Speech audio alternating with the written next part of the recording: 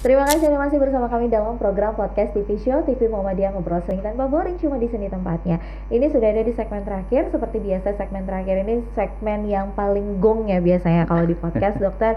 Ini saya bakalan ngebahas tentang kebijakan sekaligus tips dan trik nih untuk masyarakat, untuk pemirsa TVmu. Bagaimana sih sebenarnya kita nih menghadapi 1 tahun corona biar kita bisa sama-sama menekan nih angka kematian, angka orang yang terkena virus corona itu sendiri. Nah, saya mau ngomongin tentang kebijakan 3T 3M dan kebijakan vaksinasi. Ini yang sekarang lagi gencar nih kita gaungkan, jangan sampai kendor dan segala macam. Menurut dokter, kebijakan-kebijakan yang sudah dilakukan sama pemerintah juga dan sudah diamini oleh kedokteran dan segala macam ya. Yang apa sih dok yang perlu ditambah? Apa yang perlu kira-kira dimaksimalkan? Atau ada nggak sih nih sebenarnya yang harusnya nggak usah gitu? Ada nggak sih dok? Begini, sebenarnya kebijakan yang diambil oleh pemerintah kita itu secara universal hampir sama, atau sama dengan negara-negara lain. Jadi 3T, 3M dan vaksinasi ya. Tetapi perlu penguatan karena melihat tadi angka kematian masih tinggi, kemudian penularan di lapangan masih tinggi. Dan balik lagi kondisi tiap negara juga berbeda-beda. 3T itu yang perlu dikuatkan tracing sebenarnya. Tracing itu karena masih banyak yang perlu dicari ya. Tracing itu harus lebih dikuatkan. Makanya sekarang didorong, kebetulan ini Menteri PMK yang mendorong PPKM mikro ya. Nah, itu perlu sekali karena kalau tracingnya itu diawasi dalam skala yang kecil itu gampang sekali dilakukan. Nah, strategi tracing yang seperti itu harus dikuatkan. Itu yang pertama. Nah, untuk menurunkan angka kematian, treatment memang harus kita diskusikan kembali untuk melakukan treatment yang mungkin lebih awal ya, intervensinya lebih kuat di depan ya, supaya yang dirawat itu bisa ditolong, tidak menimbulkan banyak kematian. Itu untuk 3T ya. Penguatan 3M ini jauh lebih penting ya, karena infeksi di lapangan yang banyak itu dengan indikasi kasus aktif dan positif rate ya. Itu karena kita memang agak kesulitan sekarang mengendalikan kasus asimptomatik atau orang tanpa gejala. Oh iya, OTG betul. Nah, kemudian memang secara spesifik virus ini mutasinya cepat. Nah, oleh karena itu memang 3M ini pendisiplinannya harus kuat. Tidak bisa diserahkan dengan kesadaran, karena proses penyadaran masyarakat itu sifatnya evolusi lama. Ini emergensi sifatnya. Tidak bisa hanya diserahkan ke kesadaran masyarakat. Harus ditegakkan betul supaya disiplin. Betul kalau ada sanksi. Karena memang data BPS di bulan Oktober November itu masyarakat kita, hasil surveinya itu masyarakat kita tidak taat protokol kesehatan itu yang paling banyak karena tidak ada sanksi. Jadi memang unik masyarakat kita ini. Jadi harus ditegakkan. Kemudian barangkali 3M ini perlu direvisi ya. Jadi protokol kesehatan mungkin bukan hanya ke perilaku ya. Ini kan kebanyakan perilaku ya, memakai masker, cuci tangan, menghindari kerumunan. Tapi mungkin mengintervensi lingkungan supaya lingkungan itu sehat ya. Itu seperti di ruangan ini.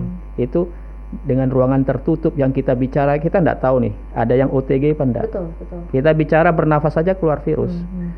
Viral load-nya tinggi di ruangan ini, kandungan virusnya tinggi. Kalau tidak ada strategi untuk lingkungan ini dilakukan dengan baik supaya tidak ada transmisi dan kandungan virus, maka gampang tertular. Karena terus terang strategi lockdown, PSBB ya, PPKM yang dikatakan Bapak Presiden itu tidak bisa menurunkan, karena memang sekarang susah ya. OTG itu atau asimptomatik kasus itu sudah masuk ke rumah-rumah kita, kampung-kampung kita. Meskipun di lockdown, tidak boleh bergerak dia sudah masuk di dalam. Nah, sehingga memang strategi 3M itu mungkin perlu ditambah ya.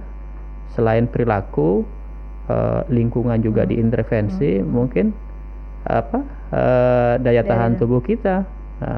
Kalau jurnal mengatakan selain gizi, istirahat itu kan ada suplemen seperti vitamin D3 itu ya. Yang menurut jurnal itu baik untuk pencegahan, meningkatkan daya tahan tubuh. Terakhir vaksinasi memang salah satu strategi untuk meningkatkan daya tahan tubuh kita secara spesifik. Tetapi vaksinasi saja tidak cukup. Ya, karena apa? Vaksinasi itu tidak mungkin 100%. Itu sudah jelas. Dan sifatnya individual. Masing-masing individu kadang-kadang merespon vaksin itu, menimbulkan antibodi itu beda-beda. Nah, yang ketiga, faktor mutasi. Mutasi kan cepat nih. Betul. Kita kan khawatir ada mutasi-mutasi virus yang mungkin vaksin yang sekarang dikembangkan ini bisa nggak kena.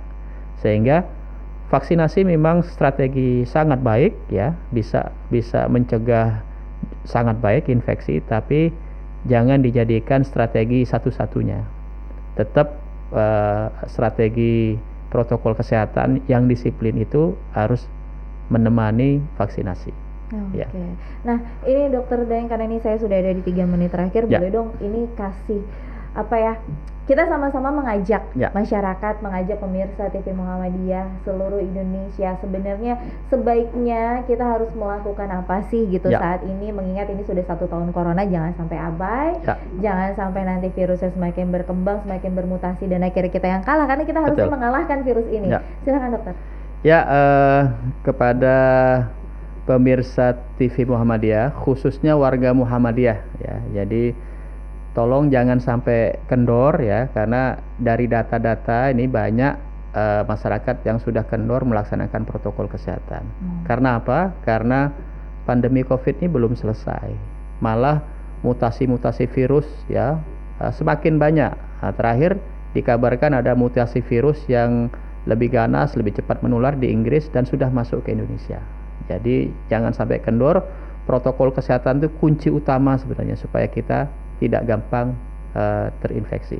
Vaksin dilakukan ya, karena vaksin terbukti mencegah kita tidak gampang tertular, tetapi supaya double protection kita tetap jangan kendor, disiplin melaksanakan protokol kesehatan. Mudah-mudahan warga Muhammadiyah semuanya diberikan kesehatan. Amin ya Allah, amin. Terima kasih Dokter Daeng. Ini nggak kerasa juga akhirnya kita sudah di penghujung acara. Sekali lagi saya juga pengen mengingatkan berarti untuk pemirsa TV Muhammadiyah, benar kata Dokter Daeng, sekali lagi jangan lupa untuk vaksin, jangan takut vaksin gitu. Kalau misalnya selama ini mungkin ada segelintir oknum yang berpikir bahaya loh vaksin dan segala macam, enggak. Vaksin itu justru untuk memproteksi diri kita, biar gimana caranya kita terhindar dari bahaya virus corona yang bermutasinya semakin galak, semakin ganas. Dan semoga juga ini dengan adanya vaksin yang sudah mulai digencarkan oleh pemerintah Indonesia, kita sama-sama semakin sadar dan semakin berjuang untuk mengalahkan yang namanya virus corona. Dan semoga ini adalah tahun terakhir kita nih bersama virus corona. Jadi insya Allah tahun depan atau akhir tahun ini atau di tahun inilah sudah tidak ada lagi virus corona. Amin ya Allah, amin. Terima kasih sekali lagi untuk Dokter Daeng dan juga terima kasih untuk pemirsa TV Muhammadiyah. Jangan lupa untuk terus menyaksikan program podcast TV Show TV Muhammadiyah di waktu dan jam yang sama. Saya Reni Risti pamit undur diri. Wassalamualaikum warahmatullahi wabarakatuh. Waalaikumsalam.